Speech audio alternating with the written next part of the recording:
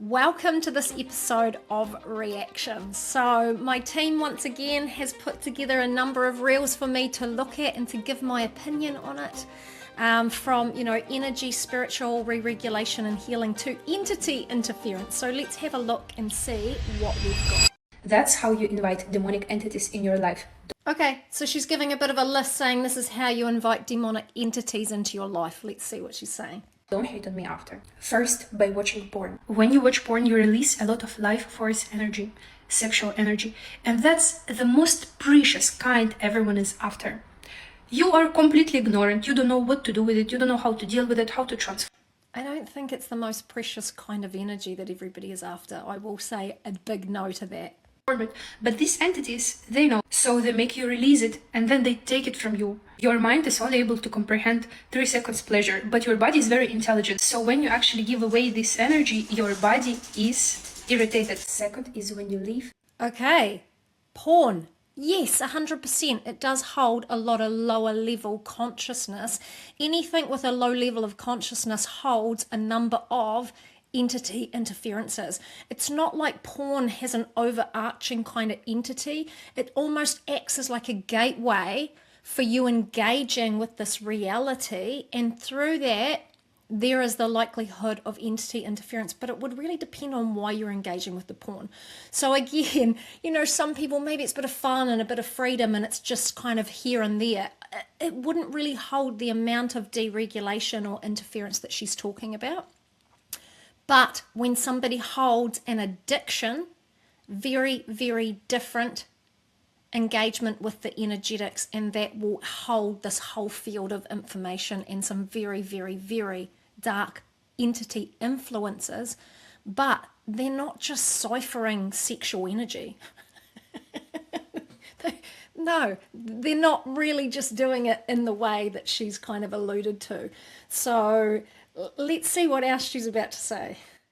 Irritated. Second is when you leave the dishes in the sink. You should go and clean the plate after yourself straight away, because there are leftovers of energies and you have to wash them away. Otherwise, you invite tamas in your life. It's a kind of energy that makes you lazy and stagnant. Especially don't leave your dishes in the sink overnight. During the night, I came to the kitchen and I saw the dishes in the sink. And on top of these dishes were a lot of black, dark energies that were dancing and doing something. I don't know, but I did not like what I saw. So ever since, I never ever left any dish in the sink. Before?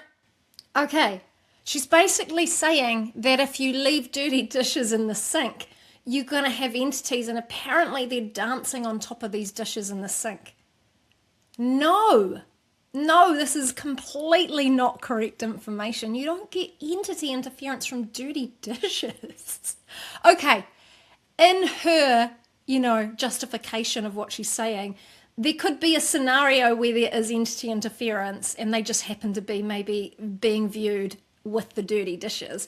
But that would be, let's say, in a property, if somebody had a lot of entity interference in a property and she's just linking it to not doing her dishes. But seriously, you need an attachment mechanism. It's not just something stupid like, oh my goodness, you're being a little bit lazy and now you should have done your dishes and now you're going to have entity interference attached to you because of this. It's a lot more involved than this.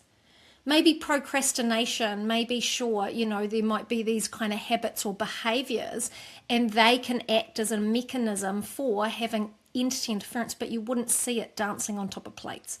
Although potentially this could be a great idea. I might share this video with my children because they are very, they constantly leave bloody dishes in the sink for me. So maybe if I tell them if they leave their dirty dishes in the sink, they're going to have entity interference and there's entities dancing on the plates. Maybe my house might be a little bit cleaner. Right, let's have a look at the next one. People who have addictions are the chosen ones. Oh, okay. This is a great start, and I'm being sarcastic. Have you ever noticed that the most successful people first were alcoholics? They had eating disorders. They had some sort of addiction. It's their soul craving this feeling of being in this flow state. I will completely disagree with that. Yes, I work with a lot of people to create change for them, and often the greatest success comes from, traumas comes from stepping out of decline. So potentially, sure, someone that stepped out of addiction often may go on to recreate themselves, but that's where success lies. To be high state of consciousness. So instead of having shame for your addiction, or instead of having shame for your ex who had an addiction, or someone who once passed away because of an addiction, we remember that their soul was simply looking for that alignment. And when we don't have that, we fall into a depression. That's where we start to have suicidal thoughts, because we literally are so far off. And so when I look at it in a zooming out perspective, and I see that the soul is simply looking for this love, the soul is simply looking for this alignment with the universe, and they're coping with this pain, that loss, through something that reminds them of what it's like to be alive, of what. Okay, so far from this video, I'm getting that addiction is the highest consciousness that there is. And if you don't have addiction, somehow then you get depressed and then potentially will have suicidal thoughts or tendencies. And that addiction is the soul craving alignment. No! Addiction is bypassing. Addiction is almost trying to mask pain. Addiction is like a coping mechanism, or, there's many reasons for addiction. I work with addiction all the time. But addiction is the biggest influence to entity interference. It's like the biggest attachment mechanism there is. Oh my goodness. So through addiction, you will have endless layers of entity interference attaching over and over. Really high multidimensional interference points come through things like addiction. Addiction, when we have alcohol or drugs and we take it and we fracture from our consciousness, it almost creates a split. That is also one of the places where high-level entity interference can take hold. So addiction is generally filled with so much interference, and a person finds it hard to step out of addiction. And the cravings can also be entity interference that really kind of amplify it, because they want you to partake, they want you to engage again. Addiction is something very hard to heal, and this is really sad that she's almost glamorized it as a soul calling. There is no way addiction is higher consciousness or a soul calling. Maybe it is a way that somebody re-regulates and steps into a higher path because they realize that their past behaviors were not aligned. So in no way is addiction aligned to higher consciousness. Right, let's see the next one. When you worry about someone, you're actually causing them to lose their protection and surrounding them with the energy of negativity.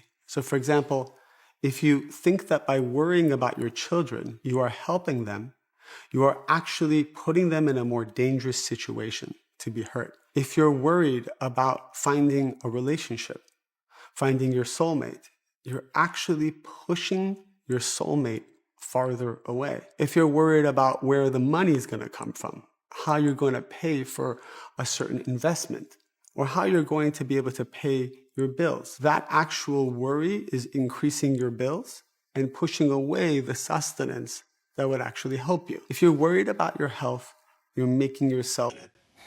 Worry is not really the key catalyst for all of those things that he's talking about.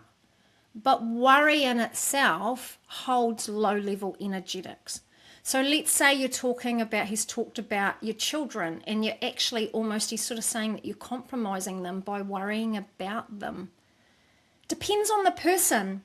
Just because we will maybe direct our energy towards somebody, it does not mean that energy is going to attach to them or affect them. They would have to be running their own almost programs of acceptance around that. So let me kind of give a couple of examples.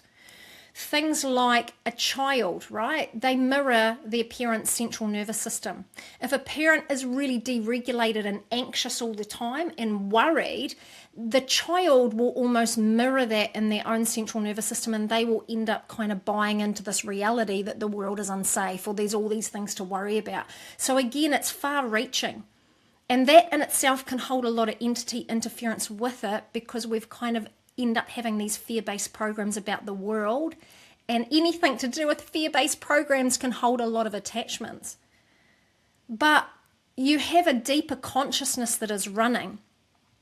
You know, about money, if you were to worry about it, obviously the worry actually represents something deeper. We could have programs that we're unworthy of it. Maybe there's programs that, I don't know, you know, a lot of people have a lot of programs that run through their family with money.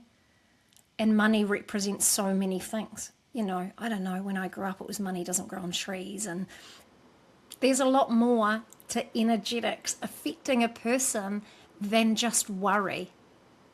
There is almost energetic transference, and with it, again, you can have entity transference, you can have energetic programs of acceptance, so it's a little bit more involved than simply worry affecting somebody else, or, you know, the manifestation of money,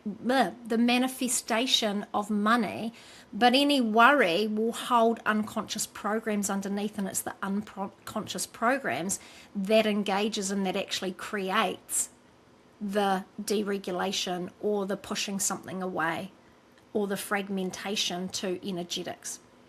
What's the next one? All narcissists have one thing in their eyes. It's undeniable. Just like when I'm playing PlayStation. You know, have you ever played, like, for example, Grand Theft Auto? Yeah, of course, yeah. You've seen the NPCs. Looking into a narcissist's eyes, okay? It's like looking at NPCs. I feel like they're not human. I feel like they're... Okay, they're not human. No, they are human. I'm sorry to tell you this. They are real people. just bodies put on earth to make the experience harder so you can learn more. But they're not real.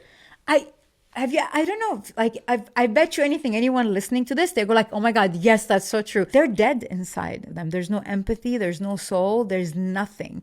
Even their brain scans are different. Okay. No, I do not agree with this whatsoever. They are real people. They have a soul. And unfortunately, I'm kind of sick of the narration in the world these days that every next person is a narcissist. Generally, somebody is just coming from their own trauma patterns, and that is their poor behavior, right? But they do have a soul. Sometimes you could have a negative soul, and what that is that you have a soul that doesn't connect to source and have its almost own life force energetics, and it's got to draw energy from its environment. So often people refer to them to like energy vampires. But narcissistic relationships hold huge anchor points in multidimensional realms. They almost have these entity involvements or enslavements that are actually enslaving the person just as much as they create enslavement for other people. And so a lot of people will endlessly chase relationships of this narcissistic abuse, and they're trying to heal from the trauma of the person, but it's really the connection point to the multidimensional interference that they need to work on releasing that creates setting them free. So I don't know, be careful too, because a lot of people just create blame and non-responsibility for connections that maybe they were in a relationship that was so stifling.